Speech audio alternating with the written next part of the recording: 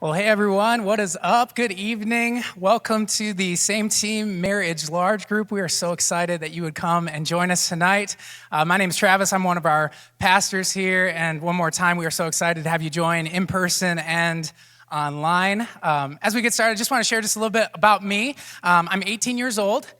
I am actually 18 years old. I might look a little bit older, but I am just married. Yes. See that? No, I'm just kidding. I'm 34. I've been married for 10 years, which is really, really cool. It's felt like 10 minutes underwater. All right, those are my only two marriage jokes tonight. Otherwise, I don't even know why I share those. I'm just so excited about tonight. When I get excited, I make jokes, and it's just going to be such a wonderful, wonderful evening. Full disclosure, I get excited and passionate about a lot of the things that we do here at Embrace, obviously, but investing in marriages, taking time specifically to invest in our relationship with our significant others is one of the things that I think is most important, because when we do that, we're doing so much more than just investing in a healthy couple. We're investing in healthy families and healthy kids, and when we invest in healthy families and kids, we invest in healthy communities and healthy worlds for generations to come. So that's what we're up to tonight.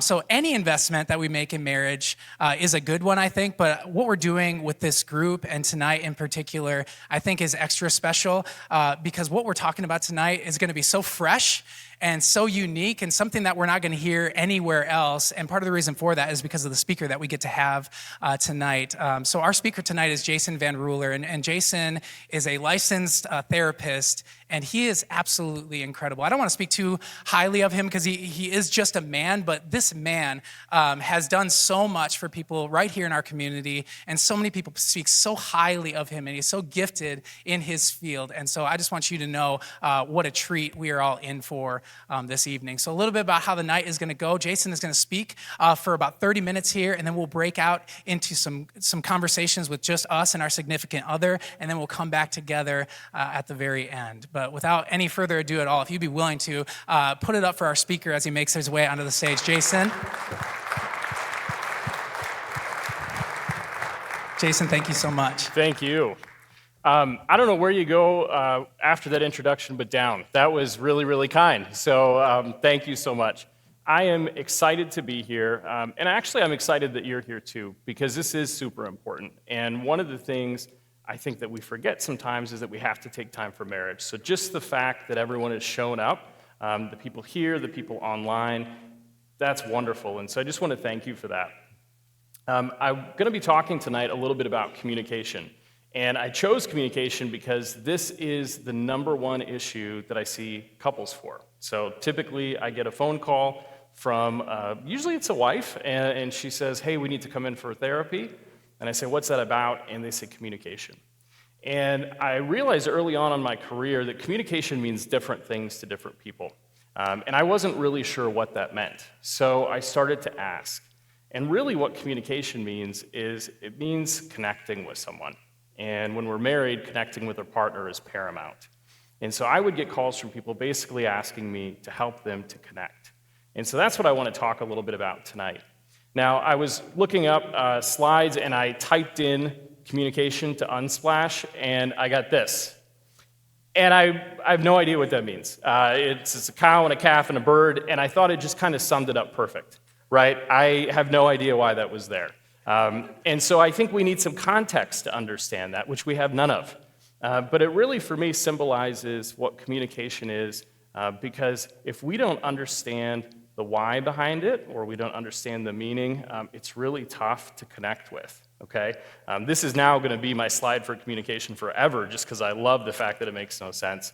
And I have reached out to the photographer just to ask how they came up with that, anxiously awaiting an email back. So communication can be complex, and so we're going to kind of talk a little bit about tonight how we might make sense of it.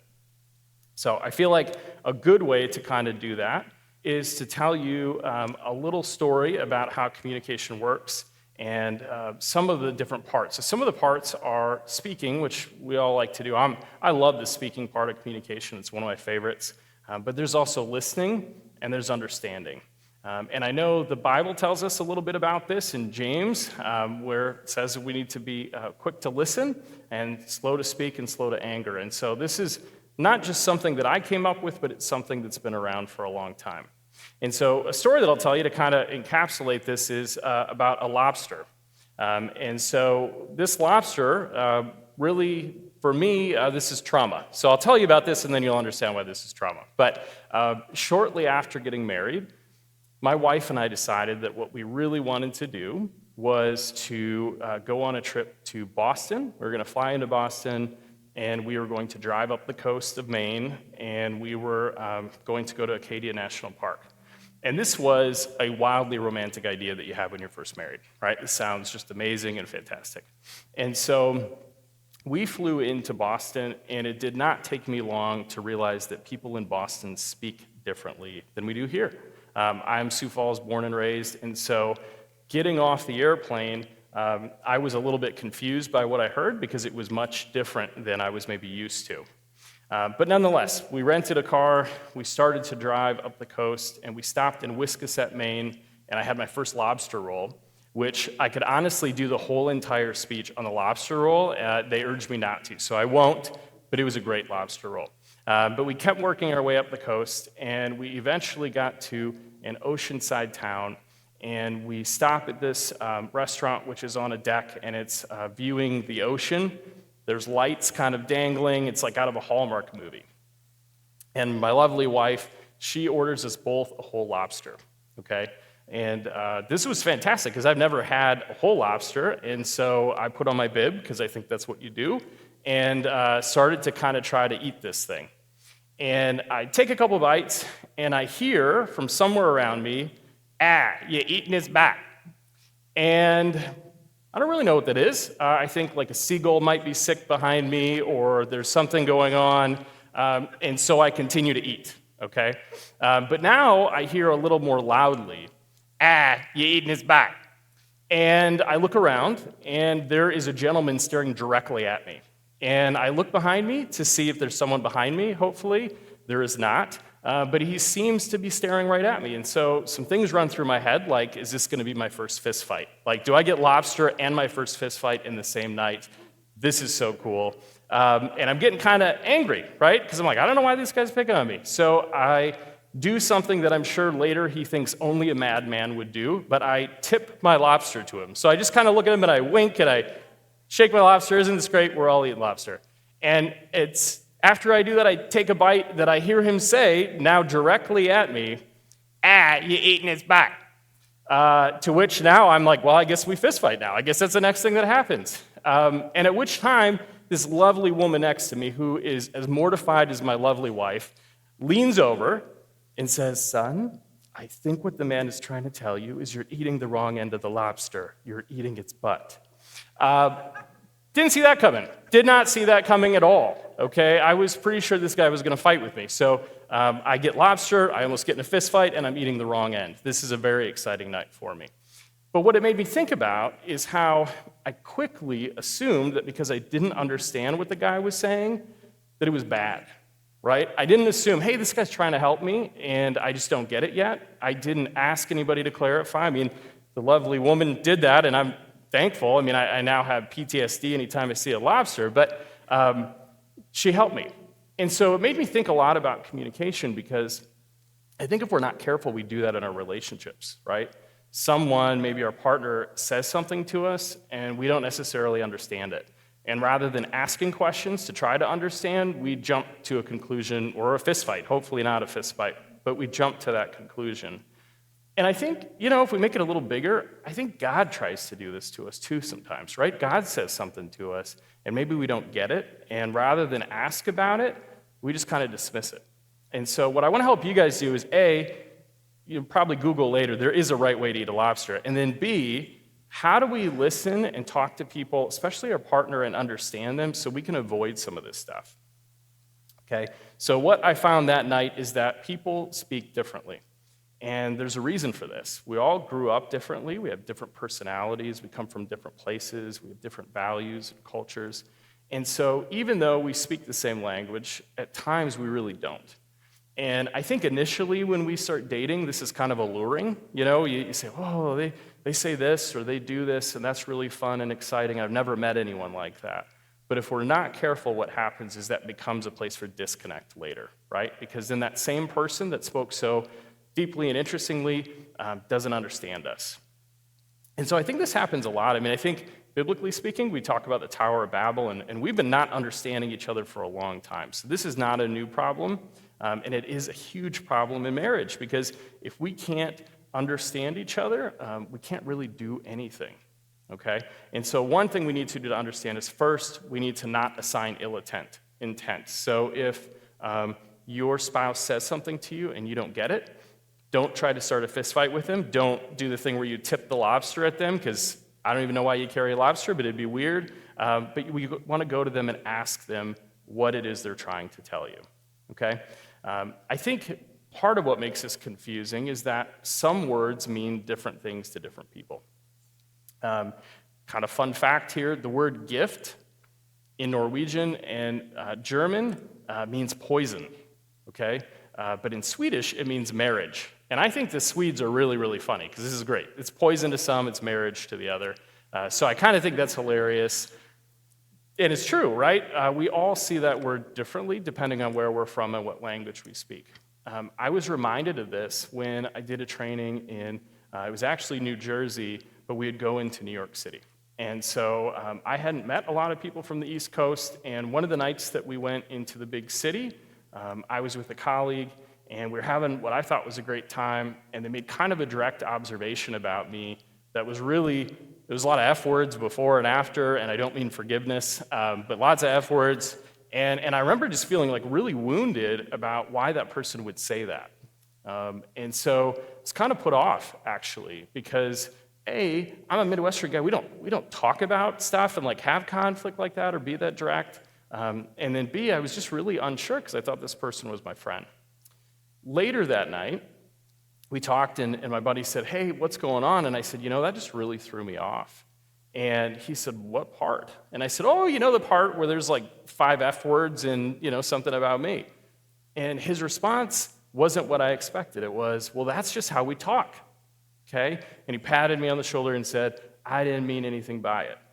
And what I learned that night is that if I don't understand where somebody's coming from, I'm likely to get hurt or wounded by words when the person maybe didn't intend that. And I think we do that in marriage if we're not careful, where if we don't get where the person's coming from or what language they speak, we can be really hurt.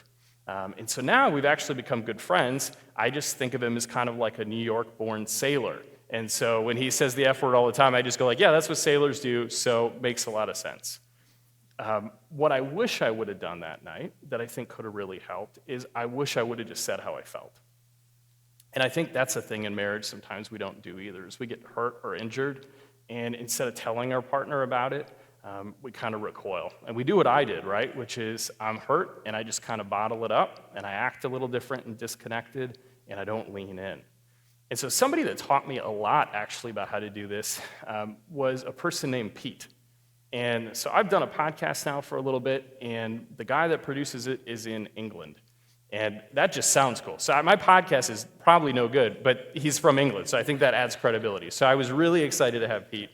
And I would email Pete each week, and I'd say, hey, Pete, what I would like is for you to give me a bid on this job. Now, Pete was the only guy I'm working with, but I would just say bid. So one night, I get an email, and the email's from Pete. And the email says, hey, Jason, can you do me a big favor? Can you not use the word bid anymore? And I don't want you to ask me why. Now, as a therapist, I have to tell you, you just can't do that. It just doesn't count. You cannot ask a therapist to not ask you a question. Like, we will say, sure, but we don't mean it. We're totally going to ask questions. So I waited about 5 minutes, and I said, yeah, I'll never use that word again. And why don't you want me to use the word? And Pete knew it. I mean, he tried, he did his best, but he knew I was going to ask him. And so what Pete said is, he said, well, I don't like that word because my whole life I have felt as though I haven't been chosen. And during school, I was never first picked for teams. I had a hard time with my family. And so I have this wound in me that when I hear things like the word bid, what I think is I'm not good enough. And what I think is I need to do something to be okay. And that hurts. And so he said, as strange as it sounds, the word offer would be fine because that doesn't have so much meaning to it. That is just a word to me. And I was flabbergasted. I mean, in no way had I ever wanted to hurt Pete or bring up Pete's wounds, but I had. And I had just kind of stumbled into that. And so I would have never known that if he hadn't said it. In fact, like I said, I mean, what I would have done is just bottled it up and probably lashed out someday or quit. But good old Pete, I mean, he was willing to be vulnerable and go there. And so after he shared that, I really realized, like, we need to do this in our marriages, right? How often in our marriage do we lean in and we say to our person, hey, that kind of hit me funny, and I'll tell you why. Chances are we probably don't do this as much as we would like. The other thing that I noticed is that for some of us, we have wounds that are touched by words, okay, because they carry a lot of meaning. And so for some of us, it's kind of like having a bad sunburn, right? Where we have these wounds, and if you're like me, I get burned. I think I'm getting burned right now, actually. So I get burned all the time, and you get that burn on your back or your shoulders, and you put on the t-shirt even though you don't want to, and you go out, and inevitably, some well-meaning friend says, hey, Jason, and they slap you on the back, right?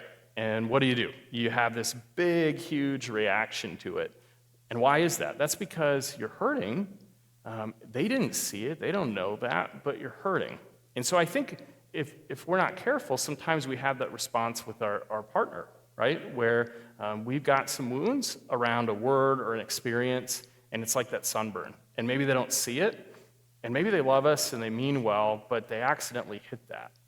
And so I think we need to be a little bit more like Pete in the sense that we need to tell people, right? We need to tell people about those words, because quite honestly, there's good words too. I mean, I think, not that it's said a whole lot, but my grandfather, he used to restore cars, and he would tell people when they asked if he had a warranty that they had tail light insurance.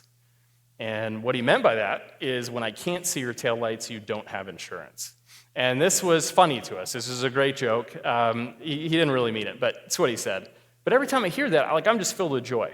Right? So if my mother says that or somebody close to me, it just fills me with joy. But there's also other things, like if I hear it's for the best, I think of my parents' divorce. And even if it's about somebody else and it's a situation completely unrelated, I can't help but kind of be filled with those same emotions that I had about that, even though it's not the same thing. And so I think to really communicate well with our partner, some of what we need to do is understand those spots that are maybe kind of painful for us, so that we can tell our partner about them. And that when they inevitably, because it happens, they stumble into those, we need to be bold enough to take a risk and be vulnerable and let them know. Because most of the time, our partner's not really trying to slap our sunburn. They're not really trying to hurt us. They're just going about their life. They don't know what we know. And so if I could tell you something that you could do in this situation, it'd be if there are spots that are really difficult or you carry a lot of baggage around, tell your partner about that. Tell them how, when you hear those words, what that means to you, even if that's not what they're saying, and give them the benefit of the doubt. So our goal then, if we're doing this, is to ask questions when something hits us funny, okay? So if we're talking with our partner and they say something that doesn't really resonate or we feel offended by it, what we want to do first is we want to kind of talk a little bit about what it is that they meant, okay? And this is because love allows us to pursue understanding. And so if we can lean into that and we can say, hey, some good examples. Hey, what did you mean when you said this? Or what I heard you say is this. Or my favorite, how dare you? I'm kidding. That's a terrible question. Strike that one out. That's a really bad question. But what we're really going for is to lean into better understanding what they meant, and we want to base the questions on the fact that we think they didn't mean to hurt us, okay? Because if we lead with that, the chances are we're going to have a good conversation. In order to do this really well, we need to be curious. And I don't know, I always think of Curious George when I hear the word curious. I don't know what it is. I have kids. I think I've heard every episode from the back seat. But I think about it. So there's some good parts about it. I mean, we need to be a little curious. We need to have a little fun. And what we want to do with our partner is to not approach them with an agenda, right? So we don't want to say, hey, when you said this, I know what you meant was X. Because you maybe don't, right? You could be wrong. I wanted to fist fight a guy for telling me not to eat a lobster butt. So we're wrong occasionally, and so we need to be kind of cautious, and we need to ask with an open heart about what it is they really meant. And so if you're asking these questions, you're doing it in a way that is going to encourage them to talk with you about it, and you're going to have better understanding and connection. What you don't want to do is you don't want to be like Ice-T. I love Law & Order. I think I've seen every single episode. It is like the best show ever. It's always the same, but I think it's the best show ever. But on Law & Order, poor Ice-T, he only knows how to ask questions with the agenda of getting someone, right? So he'll say, so you didn't want to kill Mr. Johnson because his cat meowed until 3 a.m. and you practiced the tuba. He will ask questions where it is so obvious that where he is going is to get the other person in that gotcha moment, okay? And I love Ice-T, both the person and the drink, but I don't want you to be like Ice-T. What I want you to be like instead is I want you to be like Jesus. I want you to be curious, and I want you to be patient and kind and understanding. And so if you catch yourself acting like you're out of Law & Order, either SVU or any one of the other 20 spinoffs that they've had, stop yourself, because it's not actually that helpful to your marriage. What your partner probably wants most is just for you to pursue understanding with them. When we do this, and we do it well, and we speak with clarity, and we ask questions, and we understand each other, what happens is we start to kind of make our own language. And so maybe some of you guys can relate to this kind of in your coupleship, having words that are just between the two of you, right? They carry some significant meaning that if you said it to somebody else, they wouldn't really know. Well, I'm going to tell you one of ours tonight, which is one time, I don't know what happened, but I texted my wife XOXO. And it autocorrected to Coco, C-O-C-O. No idea. I have no idea who I texted that to. Apparently, I had something with coconuts that I was really interested in that day, so it autocorrected. But over time, that has just become the way that we say, I love you. And so we text this back and forth, and it's gotten to become such a thing that we've named a company after it, and our kids are equally disgusted as though we said we love each other. So we say Coco, and they're like, ew, that's disgusting. But no one will ever understand it. So we have this language, we have this meaning. And that's really what we're going for. Because when we have that mutual understanding, we create a new meaning in our relationship. Now, if I make this a little bigger, I think about some things like the cross. And I think about how, for faith people, words like love, words like Jesus, and the cross, they hit different, right? I mean, I think you put a person who is a faith person in the room, and that right there means something to me that it might not mean to everybody. And part of that's because we have a shared understanding. So that's what we're trying to go through with our partners, to get to that place where we have a lot of meaning to words that are different for us. And I think as Christians, we have a lot of that. And so that's what I'm kind of looking for you guys, is to ask these questions, to lean into your marriage. The talking part, I think we all pretty much got that down, but you have to talk. If you don't talk, it's going to be really hard to understand. So we have to talk, we have to ask questions, and we have to make sure we agree on what it is we're talking about. Now, we don't have to agree on what the other person thinks, but we at least need to be on the same page about what it is that we're discussing and about the person's intentions.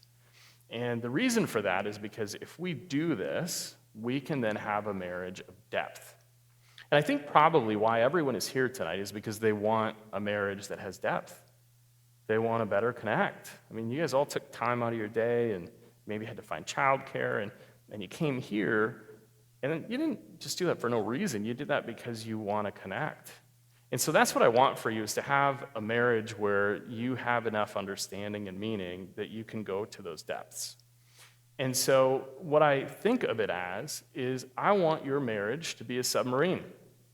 Now, I know this flies in the face of all these really cool sailboat quotes. You know, I love a good sailboat quote. There's a lot of them. I don't really know what it is, but people got a thing for sailboats. But I don't want you to be a sailboat, because the thing is that sailboats stay on the surface. And they're blown around by the wind, and they're affected by the weather, and they're kind of finicky sometimes. And I think sometimes we have marriages like that, right? We have marriages where our communication is maybe kind of surface, and we're not talking actually about the thing that we need to talk about. We're just kind of getting by, and we're going where the wind blows us. And sometimes that's great, right? I mean, like I say, it makes a great quote, but it's probably not the marriage we actually want, or the marriage that I would say that God calls us to. And so what I want for you guys is to have a marriage that's more like a submarine. What that's like is the submarine can go deep. And the submarine, when it goes deep, is not as affected by weather. And it's safe. You know, if you think about, I don't know about you, every time I think about a submarine, I think about like James Cameron or The Life Aquatic, and just, you know, a little person in a big, huge metal cage in a submarine. And there's this whole world down there. And I think too, God's down there, and it's not as distracting. And we can see for a long ways, and we're safe. And so what I want for you guys is to have that marriage that's like the submarine, where you can surface. You know, it's cool. I mean, lots of cool action movies, the submarine has to surface to then do something. So you can like surface and have that cool cinematic moment, but then when you need to, you can go deep.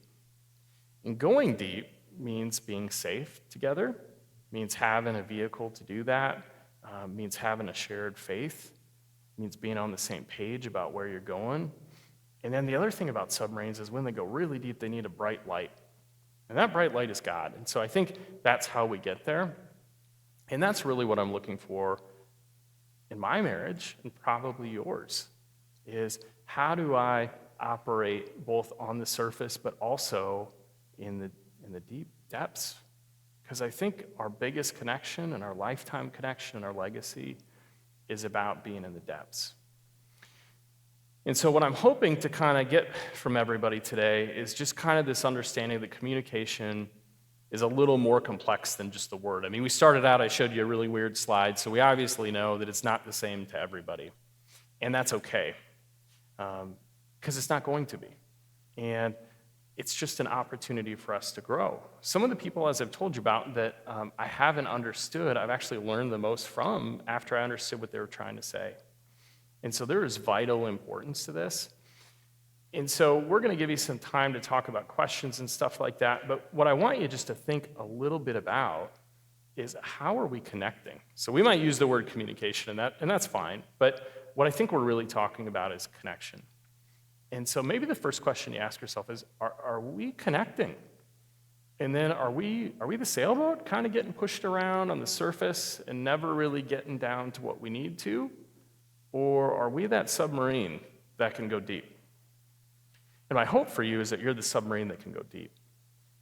And if you're not, the good news is that you can get there. Submarines are built, and so we can help you build that. And the good news is God's down there too, so God's going to help you with that. So that's kind of what we're looking for. I know we're going to share some questions, and so you can go over that. But just to kind of recap what we talked about today, it's normal and expected that we communicate differently. I know sometimes in our marriage we think it's just us. It's not. It's every couple. Like I said, I get tons of calls about this. And our goal in communicating with our partner is not to assume meaning and not to think ill of our partner and just to assume that. So don't tense up and get in a fist fight with them because you don't understand. That's not our goal. And so if you find yourself hurt or offended, what I want you to do is instead be a Pete. Send an email. Talk to your partner. Pull them aside. Let them know what happened. Because the chances are they didn't mean to, and they love you, and they want the best for you. So I think now we're probably going to break out for some questions and go over that, and then we'll come back and talk a little bit more.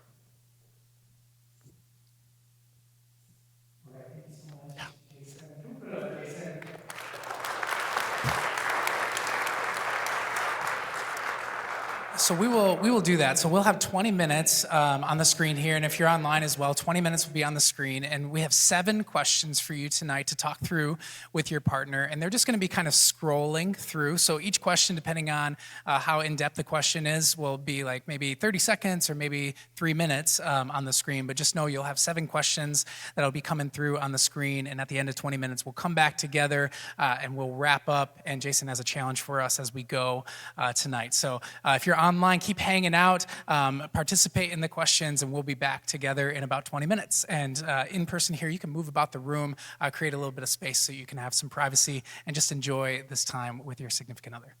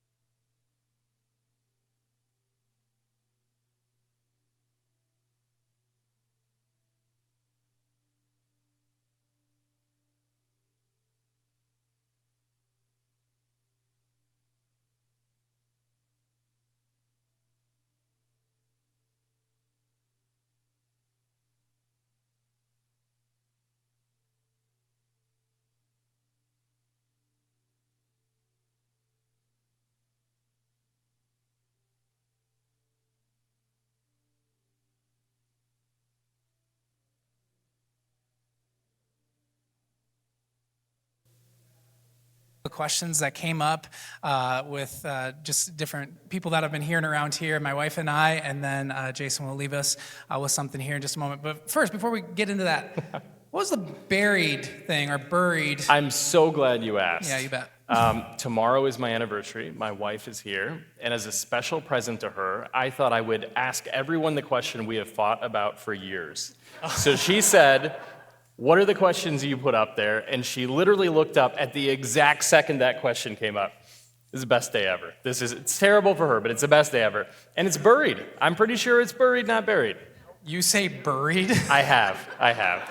I'm wrong. I think you intended to like show up your wife in front of everybody. I'm not. I knew how happens. this was going to end. It's buried. Buried. Yeah, I don't know. Okay, so one of the things that came up when my wife and I were talking about, I thought that these questions were really good and really intentional, but the one that one of them that stood out to us, have you experienced a time where you struggled to understand your partner has meant or the significance of something that you said to them? And for my wife and I asked if we could share this, but she lost her mom about a year ago. And what we found in our relationship is that we were starting to have maybe a little bit more communication gaps than normal, and it turned out that it was just because she was processing things internally and she was hurt in ways that she hadn't been hurt before, and she was just more sensitive in some different areas. It was just harder. So my question for you, I guess, is if we're working through some sort of a personal trauma, maybe it's a job loss, maybe it's just something going on in us, like how as a spouse, what are some tools for us to support our significant other as they're dealing with something that is just outside of the norm of what we normally face? Yeah, I think what we want to do is just connect with where they're at. So the thing is that we don't understand that because it's different for everybody, and everybody processes things differently. And so I think it becomes really true that we don't want to assume things. We want to just kind of lean into what is going on, and if you don't know what's going on, it's okay. But then let's talk about that. Let's talk about what it's like to not know what's going on. So in those moments, I think what happens is we're compelled to communicate in the right way. I talk to clients a lot about that, like, what's the right thing to say? There isn't. In that instance, like when someone close to you dies, like there is no good thing to say that changes that. Yeah. And so instead, what we want to do is we just want to try to connect and understand how they're feeling. Mm-hmm. That's the thing we can do, because spending a lot of time on the right thing to say isn't probably going to be fruitful. So just leaning in. So we worked through that to find what it was that was the gap in our communication. It ended up being processing the passing of her mom. What if we're just in it right now, where it's just like we have these gaps in communication and we are missing each other? What are some tools that we could to root out that? How do we get to that? Like, you're just mad all the time. Why are you mad all the time? Or, those types of things. Or you're just sad all the time. What is that? Like, how do you ask a good question? Yeah, well, that's one way to ask the question. Yeah, that's probably not a good way. No, I think sometimes it's asking a person if what you're noticing is even accurate, right? So I'm perceiving you as mad all the time. Are you mad? Some people are sad and they actually just come across as kind of angry. So I think first just understanding what they're really feeling is important. And then kind of like the story that I told, that really kind woman, she translated for me, right? If it weren't for her, I think I would have run across the place and probably fist fought that guy.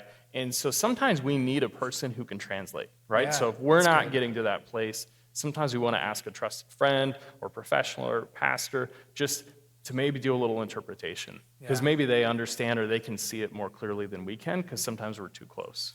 That's good. And then the final thing, and one of the reasons why, despite my joke at the very beginning, why I love marriage so much is because as a spouse or as a significant other, we have this unique opportunity and ability to speak into a person in a way that not many can, and our words can bring life to them, or they have more power to bring death to them than probably anybody else. And so my final question as it relates to communication for you is, what are some ways that we can really bring life to our spouse and use words that build our partner up? What are some tools for doing that? Yeah, again, we just want to understand what those are. I mean, because the chances are they're different than ours. So I think sometimes we dream of having a partner that likes everything we like and thinks what we think and says what we say, and it just isn't the case. And so I think really the way that we most speak that life into them is to understand what that means and how that looks. Yeah. And so if you don't know, I would just tell you, like, it's totally okay to not know. Just ask. Say, like, what for you is really affirming or really positive, because you might not know yet. And so instead of guessing, just ask them. That's good. As we were even working through this tonight, I just was asking myself the question, like, what are some things that you've said to me that for whatever reason have just meant so much? And sometimes she'll say things like, I'm just really proud of you, or I just really trust you. And for whatever reason, those words, they just hit my soul in the most life-giving way, and it makes me feel like I'm worth something and valuable when she says things like, I'm proud of you and I trust you, and those types of things. So I would just ask that you look at that in your own life, and what are some things that really your spouse could do to build you up, and use them to do that. Like, what a gift it is to have somebody in your corner. Like, that's what it means to be married, is like a lifetime person in your corner. So use that. Take advantage of that relationship. That is what they are there for. So you have a challenge for us, it sounds like, to close out. I've got a challenge this week, and I think it's on the screen there. It's kind of a difficult challenge, so I thought I would put it with a puppy, because I think if you put difficult things with puppies, it makes it easier. So the challenge this week, or really moving into the next, is just the next time that your partner says something that hurts or angers you, take time to ask and clarify what they meant before responding. So what I want you to do is, when you hear that and you assume you know what it's about, I want you to pretend you don't. And instead to just kind of lean into what did they really mean, and see what happens. You might be surprised, or you might say, Jason, I'm actually pretty good at mind reading, and I was right. But I think taking that time is going to invite connection. So that's my challenge to you this week. So that would look like, hey, you seem upset. Can I ask you what's going on? Is that how you would do that? Yeah, or I'm perceiving you as being angry. Are you angry? Or when you said that, what I heard was this. Is that what you meant? Yep. And if you don't want to say that, just show them a picture of a puppy, and maybe they'll understand. Again, this works wonders. It works with a lot of things. Yeah. So they're like, why are you showing me puppies all the time? Sounds good. So we've got 2 more Tuesday nights left of this. So both in person and online. We would love to have you back for the next 2 Tuesday nights for the Same Team Marriage Large Group. I'm going to pray for us, and then we can head out. God, we just thank you so much for marriage, for relationship, for having partners for life, Lord. We just thank you that is a gift from you. And I just pray a blessing over every single person who is hearing my voice right now, and over their relationship, that we would be able to communicate clearly, that we would be able to be a support system for the person who is closer to us than anyone else on this planet, Lord. And just give us the words to say, give us the courage to say it, give us even the words to ask, and the courage to listen, Lord. We love you. We trust you that you will help us to do this. We thank you for tonight. We pray in the powerful name of Jesus Christ. Everybody said, Amen. Amen. Amen. Thank you guys so much. Have a wonderful evening.